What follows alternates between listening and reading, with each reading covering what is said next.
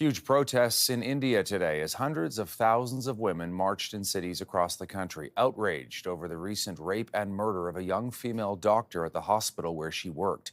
Activists say the case is a symbol of deep problems in Indian society.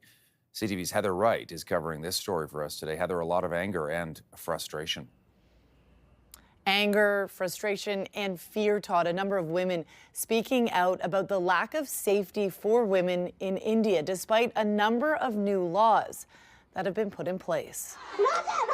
Thousands of people took to the streets in India, marching through the night to protest the brutal rape and murder of a young female doctor in the hospital where she worked. We have to demand justice, this woman says. I have a daughter and I'm afraid to send her anywhere.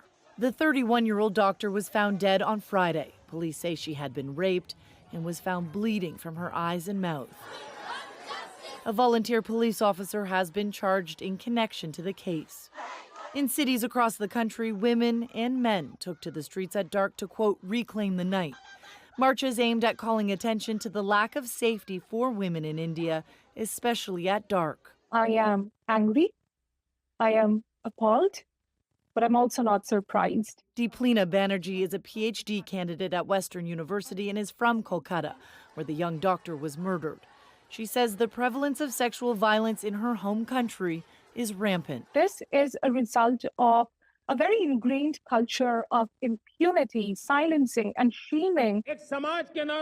Speaking today to mark India's 78th Independence Day, Prime Minister Narendra Modi called for strict punishment for those responsible.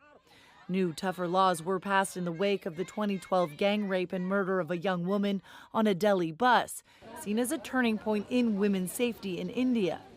The laws include swifter convictions and faster trials, but critics say they have done little to curb violence against women.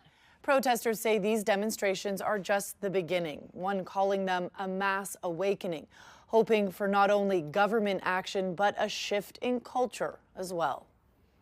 Todd. CTV's Heather Wright.